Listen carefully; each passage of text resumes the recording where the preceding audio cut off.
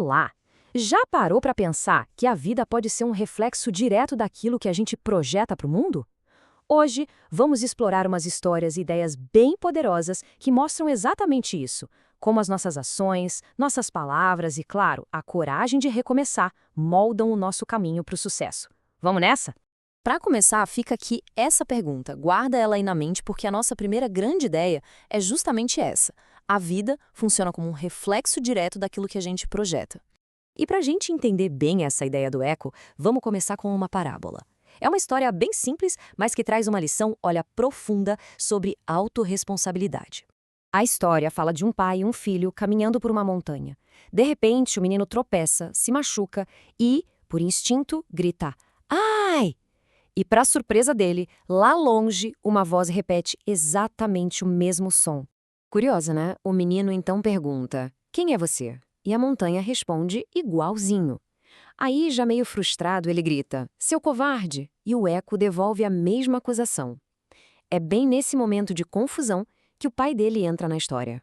O pai, com um sorriso, mostra para o filho um outro jeito. Ele grita: "Eu admiro você".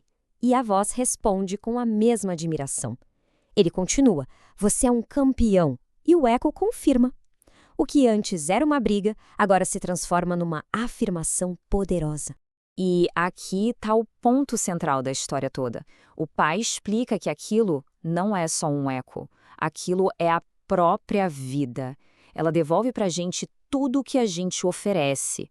Nossa vida não é um acaso, sabe? Ela é o reflexo das nossas ações, das nossas palavras, da energia que a gente coloca no mundo. Certo? Então, se a vida é mesmo um eco, como a gente pode garantir que estamos gritando as coisas certas para o mundo?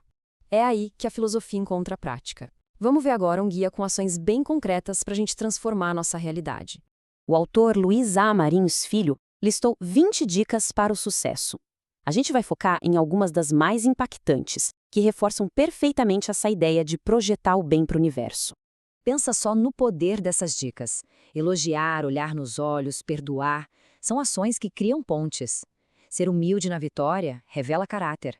E essa última, jamais tirar a esperança de alguém, porque pode ser tudo o que aquela pessoa tem. Cada uma dessas atitudes é um grito positivo que a gente lança, esperando o eco da vida. E para que esse nosso grito seja ouvido do jeito certo, a comunicação é chave. Não adianta nada ter a melhor das intenções se a mensagem se perde no meio do caminho. A próxima história é um caso até engraçado, mas muito instrutivo sobre isso. Então a confusão toda começa com uma sigla bem simples, WC. Uma família inglesa queria alugar uma casa de um pastor na Alemanha e perguntou onde ficava o WC.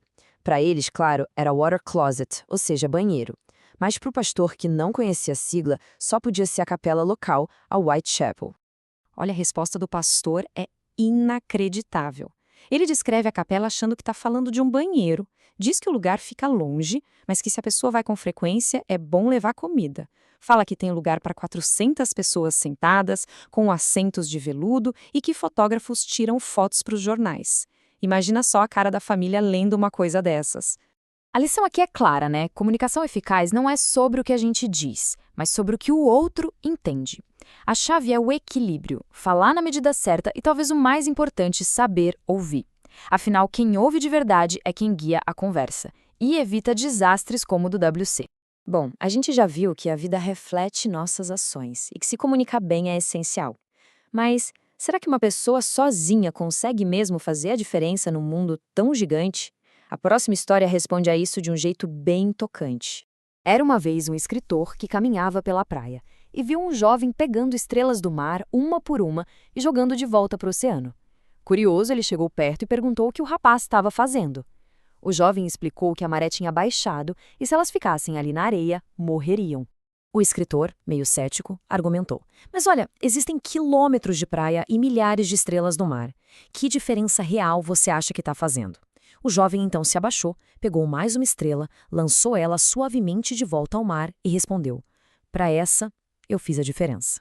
E essa é a mensagem central. Ninguém precisa resolver todos os problemas do mundo de uma vez só. O impacto começa com um único gesto. Cada um de nós, com o nosso talento único, tem o poder de fazer a diferença para alguém, para alguma coisa. É sobre acreditar na própria capacidade de contribuir. E para fechar, Vamos falar sobre mudança, sobre deixar para trás o que já não serve mais e ter a coragem de se transformar. Esse é o ato final da nossa jornada de hoje. A fonte nos traz uma metáfora perfeita, a da lagarta que vira borboleta. Para que a transformação aconteça, a lagarta precisa entrar no casulo e se permitir morrer para a vida antiga. É um processo interno, de pura coragem, para depois emergir como algo completamente novo, pronto para voar. Se começar algo do zero já é uma arte, recomeçar é ainda mais. Exige uma força interior imensa para reavaliar tudo, para restaurar a esperança quando ela parece perdida. É um ato profundo de reconstrução e de renovação.